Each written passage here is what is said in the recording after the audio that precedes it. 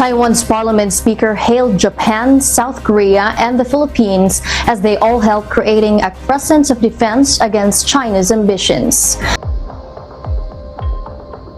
What happens when four of Asia's most determined nations, the Philippines, Taiwan, Japan, and South Korea, start thinking less like neighbors and more like teammates? Not a trade bloc, not a cultural alliance. We're talking about something far more provocative. A united front staring down China's ambitions across the Pacific. It sounds dramatic, because it is. The South and East China Seas, once peaceful highways of trade and exploration, have become geopolitical minefields. Where merchants once sailed with silk and spices, now warships glide with missiles and radar domes. And at the heart of this high-stakes standoff is one simple, dangerous question. What if these four countries decided to stop playing defense alone and started playing offense together? China's growing naval might isn't a subtle story. With the world's largest fleet already pushing past 340 ships and a strategy aimed at controlling vital sea lanes, Beijing's goal is clear: dominate the waters, rewrite the rules, and shrink the influence of anyone who dares to say otherwise. But if there's one nation that refuses to sit quietly on the sidelines, it's Japan. For decades, Japan's self-defense forces were like a heavyweight boxer forced to wear kid gloves. Strong, disciplined but restrained. Those gloves are off now.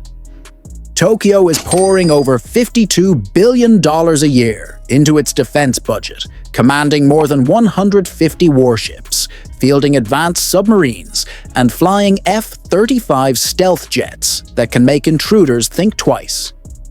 And they're not content just guarding their shores. Japan's ships are patrolling disputed waters, pushing back against Beijing's maritime claims, and sending a very public message. If China wants to rewrite the story, Japan is holding the pen too. But even a heavyweight needs allies. Just a short stretch of water away lies Taiwan, a thorn in China's side and a fortress in its path. Calling Taiwan a flashpoint is an understatement. It's the geographic key to controlling the Western Pacific, and Beijing has made it clear it wants the key back. But Taiwan isn't planning to hand it over.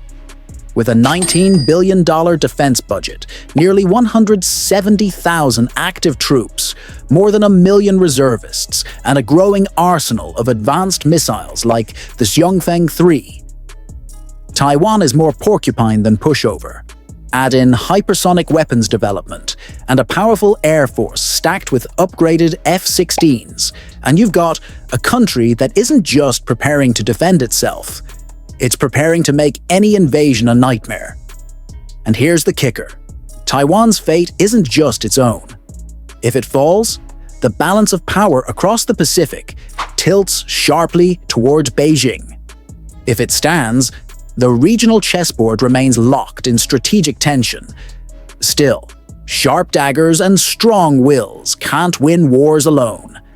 And that's where South Korea enters the frame. Known globally for K-pop, semiconductors, and cinematic thrillers, Seoul is also quietly assembling one of the most advanced militaries on the planet. Its defense budget surpasses $43 billion. Its navy commands more than 160 warships. Its air force boasts over 600 aircraft. And its ground forces, a staggering 618,000 active troops backed by cutting-edge missile systems that could light up the sky in seconds. Projects like the KF-21, Boramae fighter jet, and advanced missile development show that South Korea isn't content being a supporting character in someone else's security story. It wants to shape the plot itself. And while much of its focus remains on the unpredictable North, Seoul knows that China's rise isn't a distant problem. It's a neighborhood issue, which brings us to the dark horse in this potential alliance: the Philippines. For years, Manila played the role of the cautious neighbor, focused inward, hesitant to provoke Beijing, and relying heavily on US support. But after repeated confrontations with Chinese vessels and mounting public frustration, the Philippines is rewriting its defense doctrine. Under its ambitious Horizon 3 modernization plan, the country is transforming from a counterinsurgency force into a coastal defense power. New fighter jets, radar systems, missile batteries, warships, and even its first-ever submarines are all on the way. And with expanded US access to bases and deeper defense ties with Japan and Australia, the Philippines is signaling something it hasn't in decades: resolve. And here's where things get interesting.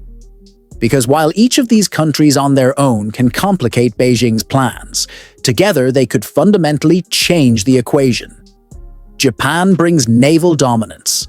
Taiwan brings strategic geography. South Korea brings technological firepower. And the Philippines brings a frontline position that's impossible to ignore. Combined, they form a powerful barrier along what strategists call the First Island Chain, a defensive arc stretching from Japan to the South China Sea that military planners believe could box China in and deny it easy access to the Pacific. Think less loose coalition and more Avengers of the Indo-Pacific, each strong on their own, but exponentially stronger as one. The big question now isn't whether they can align. It's how far they're willing to go. Shared intelligence and joint military drills. That's already happening. Coordinated patrols and maritime surveillance, also underway. But a full-blown mutual defense pact, one where an attack on one is an attack on all, would be a geopolitical earthquake. And while that might sound far-fetched, the growing pressure from China's naval buildup is pushing these nations closer to that line every single day. So what would this alliance actually look like? Picture it less like a military club and more like a well-coordinated chess match. Japan, with its cutting-edge navy and surveillance capabilities, would take point in policing the seas. Taiwan, the lynchpin sitting squarely in China's path, would serve as the early warning radar and strategic anchor. South Korea would bring air superiority and advanced missile technology into the mix, while the Philippines, positioned like the southern gatekeeper of the South China Sea, would provide critical bases and forward operating points for rapid deployment. Individually, these countries can slow China down. Together, they could slam the brakes on its maritime ambitions. But here's where the plot thickens. A military pact isn't just about shiny ships and cool missiles. It's about trust. And trust is where things get complicated. These nations don't share the same history, threat perception, or domestic politics. Japan and South Korea, for example, are like the frenemies of East Asia, cooperating when they must, squabbling when they can. Taiwan's unofficial status limits how openly others can engage with it. And the Philippines, while increasingly bold, still has to balance public opinion, economic ties, and the ever-present shadow of Beijing's retaliation. Building a seamless alliance would require not just hardware, but political will. And that's a far rarer commodity. Still, if China keeps pressing forward, necessity might do the heavy lifting. Beijing's naval expansion is happening at breakneck speed. Analysts predict it could boast 400 warships by 2025 and 440 by 2030. This isn't just about numbers. It's about reach. What was once a green water navy, focused on defending coastal areas, is morphing into a blue water navy with global ambitions. Its aircraft carriers are growing in size and sophistication. Its missile systems, like the DF-21D carrier killer, are designed to keep rivals at a distance. And its artificial islands in the South China Sea are now fortified with runways, radar stations, and anti-ship weaponry. Beijing isn't building for defense. It's building for dominance.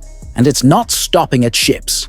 China's playbook includes A2/AD, That's military speak for anti-access/area denial. A strategy aimed at pushing adversaries like the US and its allies far from its shores. It's also quietly building a global logistics network, a naval base in Cambodia, port deals in Argentina and Cuba, even potential facilities in Africa. Officially, these are for peaceful cooperation. Unofficially, they're chess pieces in a worldwide power projection game. And every new base, every new carrier, makes China's maritime ambitions harder to contain, unless its neighbors start acting like a team. But here's the twist. The battlefield of the future isn't just the sea. It's cyberspace, space itself, and the invisible digital highways where wars are already being fought. And guess what? A coalition between the Philippines, Taiwan, Japan, and South Korea could be just as powerful there as it is on the water. Japan brings world-class cyber defense and offensive capabilities. Taiwan, home to some of the world's most advanced semiconductor tech, is a digital juggernaut. South Korea's R&D power and tech infrastructure would make it the alliance's innovation engine. And the Philippines, strategically positioned and rapidly modernizing its tech sector, would serve as the geographic hub that ties it all together. Together, they could build a cyber shield that not only defends against Beijing's digital intrusions, but also strikes back. This opens up a new, subtler kind of alliance. Instead of a full-blown NATO-style pact, these nations could create a layered system, coordinated cyber defenses, integrated satellite networks, shared intelligence, joint maritime patrols, and rapid response mechanisms. It's a softer, more flexible version of a defense pact. One that doesn't cross China's red lines, but still makes any aggressive move much riskier. Think of it as alliance light. Less paperwork, more deterrence. And yet, the stakes go far beyond military strategy. This is about rewriting the balance of power in the Indo-Pacific. The island chain strategy, first proposed during the Cold War to contain China and the Soviet Union, is suddenly relevant again. The first island chain runs right through these four nations. The second chain stretches deeper into the Pacific, while the third extends toward Oceania. To Washington, these chains are lifelines of influence. To Beijing, they're a noose tightening around its ambitions. A united alliance across that first chain wouldn't just deter Chinese expansion. It could lock it in place. The question now isn't whether a coalition is possible. It's whether the pressure will get high enough to make it inevitable. Because history tells us that when a rising power challenges the established order, the rest of the neighborhood doesn't just sit back and watch. They start building fences. And this isn't just any rising power. It's China. Ambitious, assertive, and unwilling to accept a permanent second-place trophy. As Lee Kuan Yew once said, America must manage China's rise without war. But China will never accept being number two. That tension isn't going away. If anything, it's only growing. So can the Philippines, Taiwan, Japan, and South Korea join forces against China? The short answer? Yes. And they're already halfway there. The real question is whether they'll stop at cooperation or take the leap into an unbreakable alliance that could redefine the 21st century. Either way, the Pacific's tides are shifting. And when they settle, the balance of global power might look very different. If you enjoyed diving into the geopolitics shaping Asia's future, don't just click away. Hit that like button. Drop a comment with your thoughts and subscribe for more sharp, high-energy breakdowns of the stories rewriting our world. Trust me, you'll want a front row seat for what's coming next.